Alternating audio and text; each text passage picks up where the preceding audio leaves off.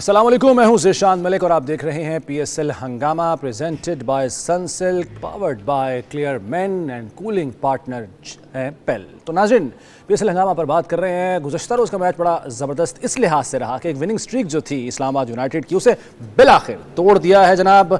और इस मैच में बड़ी शानदार परफॉर्मेंसेस भी देखने में आई, उस पर भी बात करेंगे। और उसके साथ साथ आज के दिन दो मैचेस हो रहे हैं, दोनों मैचेस लाहौर में हैं। लाहौर का क्राउड बड़ा शानदार है, इस पर हम सैल्यूट पेश करते हैं लाहौरियों को, जो कि पूरी दिलचस्पी के साथ मैचेस देखने आ रहे हैं और अपना जोशो खरोश भी दिखा रहे हैं, जिसका असर ज़ाहिरी बात है कि टीम्स की परफॉर्मेंसेस भी पड़ता है।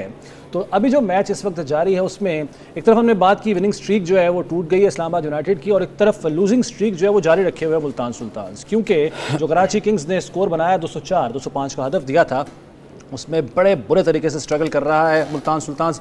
90 रन्स पे 8 विकेटें इसकी गिर चुकी हैं, जीत से कोसों दूर हैं। क्या हो रहा है आखिर इस टीम के साथ, इस पर भी आगे चल के बात करेंगे। लेकिन सबसे पहले जो गुज़श्ता रोज़ का मैच है लाहौर कलंदर्स और इस्लामाबाद यूनाइटेड का, उस पर बात कर लेते हैं। मेरे साथ मौजूद हैं लेजेंड्स जनाब सलीम मलिक साहब और सकलान मुश्ताक साहब। अस्सलाम वालेकुम जनाब। वालेकुम सलाम। सर, आपकी टीम बिलाखिर हार गई इस्लामाबाद यूनाइटेड। मैं इनसे इसलिए पूछना चाहूँगा कि कल सकलैन भाई, मेरी टीम हार गई। मैंने वैसे नाम किसी का नहीं लेता, आपने हाँ समझ गए होंगे आप। खैर, आपने कल कहा था कि जब गैप आ जाए तो उसका असर पड़ता है बड़ा नेगेटिवली, और वही हुआ। इस्लामाबाद यूनाइटेड के हवाले से आपने जो प्रेडिक्शन किसी हद तक की थी, नज़र आ गया। यही गैप इसकी वजह है। एक मुसलसल जीतते हुए आ रहे थे इस टूर्नामेंट में, इससे पहले 5 मैचेस मुसलसल उन्होंने जीते हुए थे। कल का मैच हारने की वजह आपकी जो आपने बात की गैप, इसके अलावा क्या है? देखें, जब जैसे ही गैप आता है तो आपका जो मोमेंटम वो टूटता है, और आप जो है ना वो अपने आप को उसी फेज़ में समझ रहे होते हैं जो आपने गैप से पहले जिस फेज़ में चल रहे होते हैं, मगर उसको भी आपको जो है वो पार्ट ऑफ प्रेपरेशन चाहिए। और अगर आप वो समझ रहे हैं कि भाई हम उसी तरह ही चले जाएंगे और प्रिपेयर्ड नहीं कर रहे अपने आप को, तो ईजी हो गया ना। हाँ, ईजी हो गया। वो आपको उल्टी पड़ जाती है। ख़ास तौर पे जब गैप लंबा आ जाए और आप अच्छा खेल रहे हो तो आपको बहुत अलर्ट होना चाहिए, क्योंकि मोमेंटम टूटा हुआ है वो आपका। तो आपकी प्रेपरेशन डिफरेंट होनी चाहिए। मेरा ख्याल है इन्होंने प्रेपरेशन उस तरह की नहीं है। मेरा ख्याल है इस्लामाबाद के लिए ये बहुत ही अच्छी वेकअप कॉल हो गई है, क्योंकि बाज़ का ऐसा भी होता है कि आप जा रहे होते हैं, हाँ अगर ये वेकअप कॉल है, बट अगर आप इसको थोड़ा सा क्रिटिकल एनालिसिस इसके करते हैं तो इसके क्रिटिकल एनालिसिस में जो नज़र आ रहा है, जो इन्होंने किया है लाहौर कलंदर ने, अगर आपके पास टाइम है तो मैं थोड़ा सा इसको एलैबोरेट कर दूँ। जो लाहौर कलंदर ने किया है, उन्होंने किया ये है कि इनके जो मेन जो बॉलर थे उन्होंने उनको पकड़ा है पहले। जेसन होल्डर जो था वो अनस्टॉपेबल था, उन्होंने उसी की दुर्गत बनाई है, उसी के ऊपर अटैक किया है। दूसरा जो इनका ओवरसीज प्रो था बेन, इन्होंने उसको भी सही ठीक ठाक धोया है। अच्छा, इन दोनों को इन्होंने अटैक किया है। तो इन्होंने कहा कि जी आगे जाके अगर मैच हो एलिमिनेटर में या कहीं और, तो उन्होंने कहा उसकी एग्जीक्यूशन अभी कर लो। तो इनके साथ इसी मैच के अंदर वो प्लान बना के, अच्छा ये चल रहे थे मोमेंटम में और इनकी प्रेपरेशन चल रही थी, उनका बीच में गैप आया हुआ था, वो उसी जोन में उसी उसमें चल रहे थे। तो इन्होंने इधर पकड़ा है इनके दो जो प्रोज थे, क्योंकि उनके ऊपर बड़ी जिम्मेदारी होती है, बाज़ का प्रो वर्सेस प्रो होता है। तो जेसन होल्डर जो है वो अनस्टॉपेबल था, गालिबन मेरा ख्याल है टॉप 2 में है विकेट में। हाँ जी बिल्कुल, गालिबन टॉप 2 टॉप 3 में होगा, बड़ी अच्छी परफॉर्मेंस दे रहा है। इन्होंने इसको उड़ाया है इसको, ठीक। उसके बाद इनका बॉलिंग यूनिट जो है ना वो उनके सामने आ गया और 209 इन्होंने, हालांकि हमने कहा था कि 209 इनके खिलाफ करना कोई आसान काम नहीं होगा, इन्होंने 209 किया। फिर जब बैटिंग करने के लिए दूसरी तरफ जब इनकी आई है बैटिंग आई है, तो इनकी बैटिंग में भी थोड़े से मुझे जो है ना वो नज़र आ रहे हैं, आजम खान उस टच में नहीं है। हैदर अली की एक ही नॉक हुई है 30-35 वाला जो उसने किया हुआ है, तो बैटिंग में इनका ये भी आया है। ठीक है, ये एंड्रीज गाउस जो है या हाउस जो कहते हैं वो फॉर्म में है। साहबजादा फरहान की थोड़ी सी डिप आनी शुरू हुई है अभी, अगर ये डिप लंबी गई ना तो इनको चीज़ें जो है ना उल्टी पड़ सकती हैं। बिल्कुल ठीक है। तो ये फ्लॉज नज़र आ रहे हैं, इनको अपनी प्रेपरेशन देखनी पड़ेगी। I think it's a wake up call for Islamabad. जी मलिक साहब, आपके ख्याल में क्या हुआ इस्लामाबाद के साथ? चले, एक तो स्कोर लाहौर का नज़र अच्छा किया और ये शुरू से नज़र आ रहा है वो जो आप हमेशा कहा करते हैं पहले 6 ओवर्स उसमें तयन हो जाता है पूरी इनिंग्स का भी। दूसरी बात ये कि उसके जवाब में जो बैटिंग है इस्लामाबाद यूनाइटेड की स्ट्रगल करती हुई नजर आई मुसलसल, और इतना मतलब 121 पे पूरी टीम भी बुक हो गई एक तरह से। हुआ क्या इस्लामाबाद के साथ कल? ये देखो, जैसे सकी ने कहा ना कि वेकअप कॉल है, कई दफ़ा ऐसा होता है कि आप आपको याद होगा हम वर्ल्ड कप जब जीते थे ना, तो न्यूजीलैंड 9 मैच जीती हुई थी, जी हाँ, एक मैच हारी थी सेमीफाइनल सेमीफाइनल और बाहर हो गई थी। तो मेरा ये इनके लिए ये ज़्यादा बेहतर हुआ है कि ये शुरू में ग्रुप मैच में ही हार गए हैं, ताकि अपनी गलतियों से ये सीख सकें। मगर इसमें आप देखो कि शुरू में ही फ़खर का इन्होंने क्या ड्रॉप किया है। हाँ, अर्ली ऑन बहुत उससे मैटर आप देखें, जब आप शुरू में उस प्लेयर का कैच ड्रॉप कर दें जो जिसको आप स्टॉप नहीं कर सकते, उसने एक ऐसा मोमेंटम बनाया आप कि अच्छा स्कोर पहले 6 ओवरों में दे गया, तो फिर मुश्किल होता है किसी टीम के लिए भी उसको रोकना, वापस आना। अगर मेरे ख्याल में ये अगर उस वक्त उसका कैच पकड़ते तो शायद ये 209 ना होता, क्योंकि अंडर प्रेशर आते फ़खर ने एक तेज़ इनिंग खेल के स्कोर किया। बाकी ये देखें, प्रोफेशनल टीमें हैं, मेरा नहीं ख्याल कि किसी टीम को 3-4 दिन से सकी। देखो हम सब प्रोफेशनल जब हम खेलते थे तो मेरा ख्याल 4 महीने का गैप तो हो सकता है, 15 दिन का, मगर 4-5 दिन के गैप में इतना ज़्यादा फ़र्क नहीं आना चाहिए था। और दूसरी बात, इनको एक और चीज़ देखनी पड़ेगी, वैसे इन्होंने ट्राई भी की थी कि इनको ना अपने नीचे जो लोअर ऑर्डर बैटिंग ऑर्डर है ना, उसको ट्राई करना चाहिए। अच्छा। क्योंकि ये एक्सपोज हुए हैं बहुत बुरी तरह से एक टाइम पे, क्योंकि सलमान आगा हालांकि काफ़ी दिनों के बाद मैच खेला है, उसके बावजूद जितनी देर वो और वो एंड्रीज खेल रहा था, तो उस वक्त तक लग रहा था कि ये चेज़ कर जाएंगे। जैसे ही एक विकेट गिरी, एकदम एक्सपोज हो गई सारी टीम। हाँ, आगे तो किसी ने भी कुछ भी नहीं किया, मतलब डबल सभी फिगर फारिग। में नहीं, मुश्किल से गए हैं। तो मेरे ख्याल में इनको इस चीज़ का भी ख्याल आगे रखना पड़ेगा कि आपके जो लोअर ऑर्डर बैटिंग है उसको आप हर मैच में किसी ना किसी को ऊपर ट्राई करें। अच्छा, लेकिन जो प्लान लेकर, जैसे कि अब सकी भाई भी बता रहे हैं, जिस तरह उन्होंने टारगेट किया जेसन होल्डर को, बेन ड्वारिश को, इन्होंने जिस तरीके से उसको टारगेट दोनों को करके, क्योंकि वही इनके मेन बॉलर्स एक तरह से थे, तो नज़र आ रहा है कि एक बाकायदा प्लान के साथ, एक सोच के साथ वो गए हैं, उसके एग्जीक्यूशन भी है। ठीक है, वो कैच ड्रॉप होना वो एक अलग मैटर है, अलग मामला है, मगर वो नज़र आया हमें कल, वो जो ज़रूरत है किसी भी टीम के लिए एक प्लान के साथ चलना। देखें, हर टीम अपना प्लान लेके चलती है, और मेरा ख्याल उन्होंने, जैसे सकी ने कहा, कि उन्होंने डेफिनेटली इस पे काम किया होगा। और इसने जो 2 आउट भी किए ना होल्डर ने, वो लास्ट ओवर में किए हैं जब 2 बॉल रह गए थे। उसने अर्ली ऑन उसको विकेट नहीं मिली। हाँ, शुरू में एक चीज़ थी, जब नसीम शाह बॉलिंग कर रहा था, बड़ा अच्छा उसको स्विंग मिला। नईम ने हर किस्म की कोशिश की आउट होने की। अच्छा। मतलब वो हर बॉल पे हिट कर मारने की कोशिश कर रहा था, मगर शुरू में थोड़ा सा मेरा ख्याल इस्लामाबाद अनलकी रहा। अच्छी मूव हो रही थी बॉल, मगर उनको विकेट नहीं मिली। जो लगी वो बाहर चली गई, मगर 2-2, 3-3 बॉल बीट हुए। तो मेरा ख्याल थोड़ा सा अनलकी थे इस्लामाबाद। कई दफ़ा आपकी लक काम नहीं करती। तो मेरे ख्याल में जेसन होल्डर ने और उसको जो अटैक किया ना, जब आप सेट होते हैं ना, आपकी विकेटें नहीं गिरी होती, फिर आप दुनिया का कोई भी बॉलर आपके सामने हो, फिर आप अटैक करते हैं, उसमें 2 चांसेस ही होते हैं, या आप आउट होते हैं या फिर आप कामयाब हो जाते हैं। T20 तो है ही ऐसी गेम ना। तो मेरे ख्याल वो उनकी बैड लक थी कल का दिन के, वो उनका मार पड़ी उनको।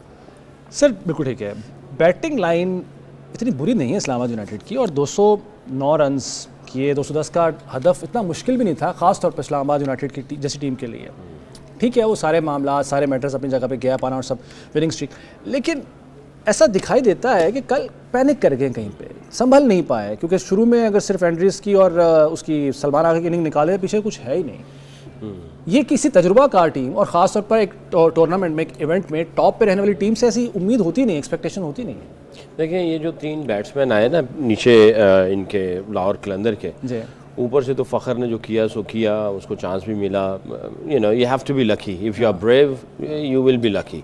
आप बहादुरी के साथ जाते हो तो आपकी किस्मत भी आपकी तरफ ही जाती है, आपके कैच भी छूटते हैं, बड़ी दफ़ा ऐसा होता है। And he is a kind of a brave person. Fakhar वो जब जाता है, वो ये अपनी 2 सोचों के साथ नहीं जाता, वो जाता है तो सीधा 5th गियर में होता है, और वो फिर छोड़ता नहीं है। लग गई तो वो फिर चलता जाता है, वो लकी भी रहता है फिर इस तरह। और बहुत सारे ऐसे इसके नॉक हैं जिसमें उसकी लक ने उसका साथ दिया, क्योंकि वो दिलेरी के साथ जाता है। डैरन मिचेल, सैम बिलिंग्स और सिकंदर रजा, ये जो 3 इनके प्रोज हैं, इन्होंने जो नीचे से 5 वर्क किया, 18 पे 28, डैरल मिचेल 17 पे 38, सैम बिलिंग्स और 17 पर 39 सिकंदर रजा। और इन्होंने जो फाइव किया है, ये इन्होंने जो है ना रुथलेस क्रिकेट खेली है, स्ट्रॉन्ग हैवी अटैक किया है इस्लामाबाद यूनाइटेड के ऊपर। और जब आप इस तरह के स्ट्रॉन्ग हैवी अटैक करते हैं, रुथलेस क्रिकेट खेलते हैं, तो मोमेंटम भी आप अपनी तरफ ले जाते हैं और पूरी टीम का जो मोमेंटम है या उनके अंदर जो एक ये बिलीफ है वो आना शुरू हो जाता है। तो आप दो चीज़ें लेके जाते हैं जब और इसमें कोई ये नहीं कि आधा घंटा 40 मिनट का कोई गैप होता है, वो स्ट्रेट अवे अगली इनिंग शुरू होती है। तो वो आप जब इस तरह हैवी अटैक करके रुथलेस अप्रोच के साथ ड्रेसिंग रूम में जाकर फिर ग्राउंड के अंदर जाते हैं तो पूरी टीम जो है वो उसी अप्रोच को साथ लेके चल रही होती है और उसके आफ्टर फैक्ट दूसरी टीम पे होते हैं। तो उनको उस मोमेंटम को खींचने के लिए, अपनी तरफ लाने के लिए इनको भी रुथलेस अप्रोच करनी पड़ती है। तो जब आप रुथलेस अप्रोच नहीं करेंगे, कहीं पे भी आपके डाउट्स होंगे, तो फिर आपका पैनिक बटन जो है ना वो ऑन हो जाए। बिल्कुल ठीक है, वो हमें कल नजर भी आया। लेकिन बात वही है कि अभी इस्लामाबाद यूनाइटेड पास टाइम है, मौका एक है, ये वेकअप कॉल हो सकती है इस्लामाबाद यूनाइटेड के लिए। बहरहाल बात करेंगे मजीद भी, और खास तौर पर कराची किंग्स और मुल्तान सुल्तान्स का जो मैच जारी हो सकता है ब्रेक में ही मैच खत्म हो जाए, इस पर बात करेंगे एक ब्रेक के बाद।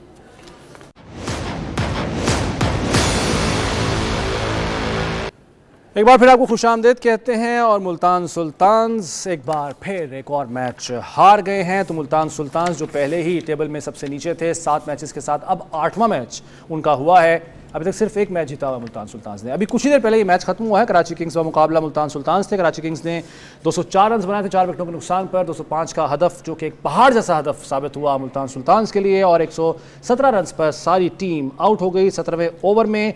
और कप्तान साहब मोहम्मद रिजवान 0 पर आउट हुए हैं। इस मरतबा वो इंडिविजुअल इनिंग भी नहीं खेल सके। टीम के लिए तो खैर वो नहीं खेल रहे काफ़ी अरसे से ही, लेकिन इंडिविजुअल इनिंग भी वो कोई ना खेल सके, और कोई काबिल ज़िक्र इनिंग नहीं है। 26 रन हैं यासिर खान के और 29 रन कामरान गुलाम के, बाकी 12 रन हैं कैम्फर के, कर्टिन कैम्फर के। तो उसके अलावा कोई ख़ास ऐसी परफॉर्मेंस है नहीं। सकलैन भाई जी, मुल्तान सुल्तान ने मायूस नहीं किया? बहुत ही पैथेटिक परफॉर्मेंस है जी। हाँ। बिल्कुल। लेकिन इस तरह की परफॉर्मेंस जब बार बार आती है ना तो बताती है, मैंने कल भी यही बात कही थी, कल या परसों, मुल्तान सुल्तान जो जिस अंदाज से हार रहा है ना, वो लगता है कि वो किसी भी बॉक्स को टिक नहीं किया हुआ उन्होंने। बॉक्स अगर टिक किए होते तो कम से कम आप क्लोज जाते हैं, कोई भिड़ते हैं, कोई हाथों में हाथ डालते हैं, कुछ बैटिंग में जाके कुछ टसलबाजी होती है, कुछ बॉलिंग में होती है, कुछ लग रहा होता है आपको, फिर आप जाके अगर हार भी जाए तो कहते हैं यार चलो, इसमें कोई इनका लग ही नहीं रहा कि किसी भी एंगल से इनकी कोई प्रेपरेशन है। यानी इतना वन साइडेड मैच, एक नहीं दो नहीं, पूरे टूर्नामेंट में इनका वन साइडेड चल रहा है। माइनस में इनका नेट रन रेट है, एक मैच जीते हैं वो, एक नॉक जो पहले मैच में किया था 34 के जो किया था, वहाँ के बाद उसका हार वही भी गए, वो उसके बाद से जो है ना वो चीज़ें इनके हाथ में ही नहीं आई। वहाँ पे फिर भी हम लोग थोड़े से एज ए एक्सपर्ट हम लोग ऑप्टिमिस्टिक थे कि यार लगता है कुछ करके आए हुए हैं, बड़े अच्छी क्रिकेट खेली है, मॉडर्न क्रिकेट खेली है और अच्छी अप्रोच चल रही है। मगर जिस तरह से वो ऑपोजिशन टीम ने डिफेंड किया और जिस तरह से रिजल्ट इनके हाथ से निकला है, वो सारे एक रिजल्ट नहीं, सारे मैच इनके हाथ से निकल गए, पूरा टूर्नामेंट निकल गया। और ऐसे लग रहा है कि आई थिंक इनको ये बस टाइम पास हो रहा अभी, सॉरी ये बड़े हार्श वर्ड है, बट जो फैक्ट है वो फैक्ट है। आई थिंक इनको सोचना चाहिए। आई थिंक PSL जो है बेस्ट लीग है दुनिया की, दूसरे तीसरे नंबर पे है, और पाकिस्तान की जो है वो सबसे टॉप की में ये महंगी तरीन टीम तो है ना, देखें वही महंगी तरीन टीम है। तो इनको देखना चाहिए कि भाई यार ये आई थिंक एम्बैरेसिंग है, ये बहुत एम्बैरेसिंग सिचुएशन। बिल्कुल ठीक है मलिक साहब, आपने शुरू में कहा था कि आपको नज़र आ रहा है कि मुल्तान सुल्तान सेमीफाइनल तक पहुंचेगी, लेकिन इन्होंने तकरीबन सभी को मायूस इसलिए किया कि माजी के जो टूर्नामेंट्स हुए अच्छी परफॉर्मेंस देते रहे मुल्तान सुल्तान, ये इस दफ़ा क्या हुआ और आज का मैच खास तौर पर? यार मेरे ख्याल में जो पहला 200 रन करके ये हारे हैं ना जी, उसके बाद मेरे ख्याल इनका मोराल बिल्कुल ही डाउन हो गया, और उसके बाद आप देखो ये टीम वापस नहीं आई। इन्होंने अब इनको ये लगता है कि हम शायद 200 चेज ही नहीं कर सकते, साइकोलॉजिकली बिल्कुल गिर चुके हुए हैं। बिल्कुल उनकी बैटिंग और बॉलिंग जो है ना वो बहुत, मतलब वो लग नहीं रहा कि ये क्रिकेट खेले हैं। मैं आपको बताऊं, अब इनका हाल ये हो गया कि हम शारजा वगैरह में खेला करते थे ना, ऑस्ट्रेलिया या इंग्लैंड आती थी, वो सारा दिन बीच पे लेटे रहते थे, वो क्रिकेट नहीं खेलने आते थे, वो कहते थे एंजॉय करो। इनका हाल मुझे ये लग रहा है कि ये पहले 2-3 मैच हारने के बाद ना मतलब वो टीम लग नहीं रही। और फिर दूसरी बात ये है कि जब कोई टीम भी 200 स्कोर करती है ना, आप महल्ले की टीम ले लें, 10 रन की एवरेज से आपने स्टार्ट लेना होता है, तो आप शुरू से तेज़ खेलने की कोशिश करते हैं और इनको आदत है शुरू से स्लो खेल के मैच लेके चलने की। उतनी देर में एवरेज जो है वो बहुत ऊपर चली जाती है। वो पहली इनिंग की बात कर रहा हूँ। सेकंड इनिंग में जब आपको 200 चेज़ करना होता है तो आपने शुरू में तेज़ खेलना है ना। लेकिन वो वाली बात जो आप हमेशा कहा करते हैं, प्रेशर डाल देता है। जो जैसे आज रिजवान ने 0 पे आउट हुआ, खुद भी कुछ नहीं किया, इंडिविजुअल इनिंग भी इस मरतबा नहीं खेली और नीचे प्रेशर डाल दिया अपनी पूरी टीम पर। उसकी रीज़न ये है कि आपको 10 की एवरेज चेज़ करनी है वेरी फर्स्ट बॉल से। तो जब आप नहीं करेंगे और लोगों का प्रेशर है कि आप स्लो खेलते हो, तो उसमें फिर आप एक्सपोज हो जाते हो ना, आपको खेलना पड़ता है। जब आप तेज़ खेलते हो तो वो होता नहीं। इसमें तो टेक्निक जो है, टेक्निकल प्लेयर जो होएगा ना, मैं हमेशा कहता हूँ वो हर किस्म की क्रिकेट खेल सकता है। वो गतका नहीं चलाएगा। पंजाबी कहते हैं ना, गतके आके नहीं चलाते। हमारे बहुत सारे प्लेयर ऐसे हैं जो सिर्फ मैं देखता हूँ वो ऑन साइड पे हिट मारते हैं। यही चीज़ मैं देख रहा था पिछले मैच में। वो जो हमारा नवाज़ लड़का है, वो बड़ा नईम, शायद वो मोहम्मद नईम, जो वो बड़ा अच्छा खेलता है, अच्छी शॉटें भी मारता है, मगर मोस्टली वो बॉल की पेस को यूज़ नहीं करता। वो नसीम शाह बॉल कर रहा था। मैं थोड़ा टॉपिक दूसरी तरफ लेके मैं टेक्निकल बात करनी चाह रहा हूँ ताकि लड़कों को पता होना चाहिए। वो आउट स्विंग कर रहा था, वो इस तरह मिड विकेट मारने की कोशिश कर रहा था। बॉल को पेस यूज़ नहीं करते कि ऑफ साइड पे खेलें। मैंने हर प्लेयर को मोस्टली आप देखो प्लेयर जो है ना, वो टेक्निक उनकी इतनी बुरी है कि हमारे जो कोचेज़ हैं, जो बैटिंग कोचेज़ हैं, उनको इस पे काम करना चाहिए कि आप उनको ये सिखाएं कि टेक्निक पेस को कैसे यूज़ करना है। कल एक रज़ा ने शॉट खेली थी, सिकंदर रज़ा ने, उसने बेशक 3 छक्के भी मारे, मगर एक चौका उसने मारा जो मैं मतलब एज ए बैट्समैन मुझे बड़ा मज़ा आया। अच्छा। उसने बना के ना जी थोड़ा विकेट छोड़ के उसने बना के बैट को एंगल करके पॉइंट पे चौका मारा। बहुत कम लोग हैं सकी, अब आप देखो यहाँ गतके ही चलाते हैं। उसने क्रिकेट शॉटें, जो प्लेयर होता है ना, वो क्रिकेट शॉट जब मारता है तो देखने वाले को भी अच्छा लगता है। ये कभी कभार होता है कि आप उल्टी सीधी हिटें मारते हैं तो चल जाती हैं, रोज़ ये नहीं होएगा। आपको इनको पेस यूज़ कर, देखें लोग माइंड करते हैं जब हम IPL की बात करते हैं, उनमें अगर आप जितने बड़े प्लेयर हैं दुनिया से आए हुए, उनको आप देखो वो कभी वो नहीं खेलते, वो बॉल के मेरिट पे हिट मारते हैं। अगर ऑफ साइड पे है ना तो वो उस साइड पे लेके जाएंगे, वो ये नहीं करेंगे उस वाली बॉल पे। हो जाता है कभी कभी वो मारते हैं शॉटें उल्टी, अगर मोस्टली क्रिकेट शॉटें खेलते हैं। हमारे यहाँ हम लोग ना इस पे हमें काम करना चाहिए, बैटिंग जितने भी कोचेज हैं, सही है कि ये अगर हम इस पे काम नहीं करेंगे तो प्लेयर तो वैसे ही नहीं निकल रहे। सर ये काम, यही मसला है, वो काम हो नहीं रहा इन प्लेयर के ऊपर। सकलान भाई, मुल्तान की बुरी तरीन परफॉर्मेंस के पीछे उसके और अली तरीन स्टेटमेंट का क्या किरदार है? देखिए ये आई थिंक मैं हमेशा से ये कहता हूँ कि बात कब करनी है, उसकी टाइमिंग बहुत ज़रूरी होती है। जब आप इस लेवल के हो, टीम आपकी है और आप को ये सारी बातें कहनी, या तो ये 4-5-3 महीने पहले बातें करते हैं या पूरा टूर्नामेंट ख़त्म होता है उसके बाद जाके बैठ के बातें करते हैं। जब आप टूर्नामेंट के अंदर हैं तो आपको सिर्फ एक ही फोकस रखना चाहिए, क्वालिटी क्रिकेट, और आपने ट्रॉफी उठानी है, बिल्कुल ठीक है, एंड दैट्स इट। आपका कोई और सोच नहीं होनी चाहिए। जब आप इस तरह की इन्फॉर्मेशन या इस तरह की स्टेटमेंट्स पहले दे देते हैं ड्यूरिंग द टूर्नामेंट, हाँ ड्यूरिंग द टूर्नामेंट, तो वो बनते नहीं है, जब आज ही नहीं बनते। जब आपका टूर्नामेंट शुरू हो गया, वो शुरू कब होता है? जब आपकी जनाब वो कैंप लग गया।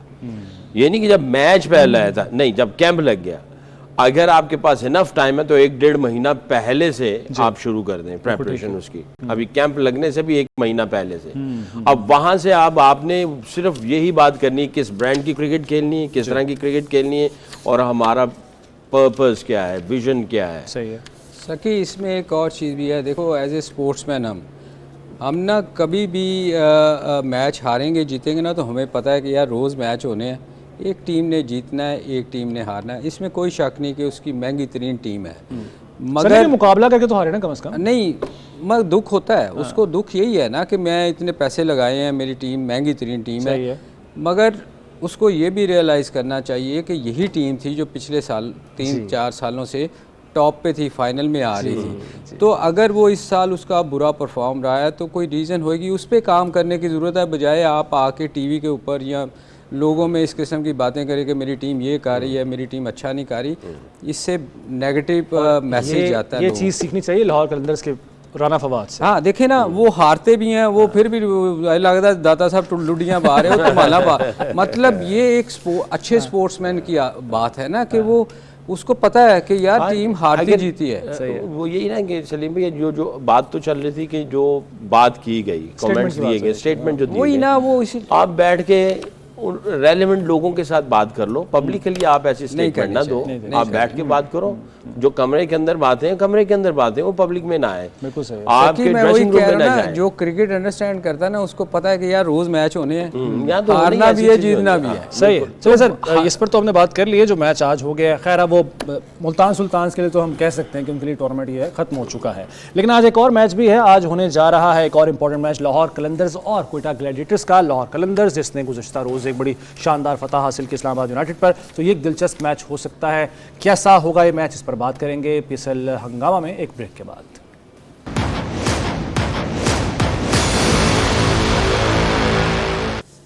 एक बार फिर खुशामदीद कहते हैं आपको पीएसएल हंगामा में। तो आज एक और मैच होने जा रहा है कुछ ही देर में, कुछ घंटों में बल्कि कहा जाए तो। वो मैच है लाहौर कलंदर्स बमुकाबला क्वेटा ग्लैडिएटर्स। और अगर टेबल की बात की जाए तो दोनों टीमें जो हैं वो बिलतरतीब दूसरे और तीसरे नंबर पर हैं। लाहौर कलंदर्स 7 मैचेस खेल चुकी है, 4 जीती है, 3 हारी है, 8 पॉइंट्स हैं इसके। जबकि क्वेटा ग्लैडिएटर्स 6 मैच उन्होंने अभी तक खेले हैं, 4 जीते हैं, 2 हारे हैं, 8 पॉइंट्स हैं इनके। तो मुकाबला बराबर का इसलिए भी हो सकता है कि कल और अगर परसों की बात की जाए तो दोनों टीमें अपने अपने मैचेस जीती हैं। कल के मैच में लाहौर कलंदर्स ने अनबीटेबल इस्लामाबाद यूनाइटेड को शिकस्त दी थी, 88 रन से उन्होंने मैच जीता था। जबकि क्वेटा ग्लैडिएटर्स ने परसों जो मैच है मुल्तान सुल्तान को बड़ा कंफर्टेबली 10 विकेटों के साथ हराया था, शिकस्त दी थी। और अगर इस पीएसएल सीजन 10 की बात की जाए तो एक मरतबा ये दोनों टीमें मद्दे मुकाबला आई हैं 13 अप्रैल को सॉरी। और उस मैच में लाहौर कलंदर्स ने शिकस्त दी थी क्वेटा ग्लैडिएटर्स को, 219 रन बनाए थे लाहौर ने 6 विकेटों के नुकसान पर, और क्वेटा ग्लैडिएटर्स की पूरी टीम 140 रन पर आउट हो गई थी। सिलान भाई, उस मैच के जैसे मैंने बताया कि एक दफ़ा मध्य मुकाबला आ चुके हैं, कोई फ़र्क पड़ेगा ये चीज़ ध्यान में रखते हुए कि दोनों ने अपने अपने मैचेस कल और परसों जीते हैं और बड़े कंफर्टेबली, बड़े मार्जिन के साथ अच्छे तरीके से खेलते हुए जीते हैं? डेफिनेटली जब आप एक दफ़ा खेल लेते हैं ना तो आपको पता चल जाता है जी इनका विनिंग फार्मूला क्या है, कॉम्बो क्या है, बैटिंग को कौन लीड कर रहा है, बॉलिंग को कौन लीड कर रहा है, किस अंदाज की क्रिकेट खेल रहे हैं और हमें किस तरह आना है। और आपकी जाहिर है आपको पता चल जाता है ओपोनेंट का कि हमें इसको कैसे टैकल करना है। आप बड़ा अगर देखा जाए जिस तरह क्वेटा ग्लैडिएटर ने पिछला मैच खेला और जिस तरह की उनकी बॉलिंग की परफॉर्मेंसेस थी, और मेरा ये दावा है कि इनकी बॉलिंग जो है इस वक्त जो है, मोहम्मद वसीम पूरी पीक पे है, तेज़ गेंद करता है, थोड़ा सा रिवर्स भी होता है इसका गेंद, निप्पी सा, और अच्छी जगह से गेंद जो है ना उसका पड़ के अंदर आता है। आमिर अच्छी फॉर्म में अब फिर वापस आ गया है, उसका एग्रेशन जो है वो उसी तरह ही। खुरम शहजाद ने बहुत अच्छी बॉलिंग की, अबरार तो कर ही रहा था, इसकी बॉलिंग यूनिट को अबरार तो लीड कर ही रहा था। प्लस फ़हीम अशरफ जो है वो भी जाहिर है, जब 4 आपके बॉलर्स अच्छी परफॉर्मेंस दे रहे होते हैं तो 5वां बीच में एडजस्ट हो ही जाता है कहीं ना कहीं से। तो इनको देखना पड़ेगा लाहौर कलंदर को कि इनके बॉलिंग यूनिट को जो बहुत अच्छा ऑपरेट हो रहा है, ये किसको टारगेट करेंगे। क्या आया वो मोहम्मद वसीम को टारगेट करेंगे, आमिर को, खुरम को, अबरार को या फ़हीम अशरफ को। और टारगेट करना भी, क्योंकि T20 इज़ ऑल अबाउट आप टारगेट मूवमेंट करते हैं, बॉलर करते हैं, डिलीवरी करते हैं, आप टारगेट कर रहे होते हैं और फिर उसके बाद आप एग्जीक्यूट करते हैं। और इस साइड पर लाहौर कलंदर की तरफ देखा जाए तो इनकी बैटिंग परफॉर्मेंस जो है ना आउटस्टैंडिंग किस्म की है। क्वेटा ग्लैडिएटर की बैटिंग जो है ना मुझे थोड़ी सी इनसे वीक लगती है अगर देखा जाए तो, क्योंकि फखर जो है वो गेम चेंजर है, लेकिन बैलेंस फिर बॉलिंग हाँ, तो इस तरह I think probably bowling versus batting का होता तो सारा ही होता है, बट मुझे ऐसा लग रहा है इनकी बॉलिंग जो है ज़्यादा तगड़ी लग रही है मुझे, और उनकी बैटिंग मुझे ज़्यादा तगड़ी लग रही है। सर, दोनों के अपने अपने मैचेस जीतना और कंफर्टेबली बड़ी ज़बरदस्त तरीके से खेलते हुए, जैसे कि 89 पे 89 रन पे महदूद किया था उन्होंने मुल्तान सुल्तान्स को क्वेटा ने, और लाहौर कलंदर्स ने अनबीटेबल इस्लामाबाद यूनाइटेड को शिकस्त दी थी। ये फैक्टर कितना दोनों टीमों के लिए जो है वो पॉजिटिव होगा, अहम होगा? देखिए, लाहौर कलंदर के लिए तो मेरा ख्याल है उन्होंने उस टीम को हराया जो लीड कर रही थी, तो उनका मोराल तो बहुत बहुत हाई होगा। Yes, और yes, अगर आप कंपैरिजन करें, जैसे सकी ने कहा, इसमें कोई शक नहीं कि इनकी कोयटा की बॉलिंग थोड़ी स्ट्रांग है, मगर आप बैटिंग में देखें तो उनके 3 ऐसे प्लेयर हैं, फ़खर तो एक्स्ट्रा ऑर्डनरी एक है, उसको भी अगर आप निकाल दें, नीचे जो उनके 3 बैट्समैन हैं, मिचेल, बिलिंग और रज़ा, ये और हिटर टोटली ऐसी फॉर्म में हैं कि जो हम बार बार कहते थे कि रज़ा को थोड़ा ऊपर भेजना चाहिए। जी। अगर आप इस्लामाबाद की बैटिंग को कंपेयर करते ना इसके साथ लाहौर के साथ, तो उनकी बैटिंग में देखें कोई ऐसा बंदा नहीं जो इनको मैच करता हो मिडल ऑर्डर में।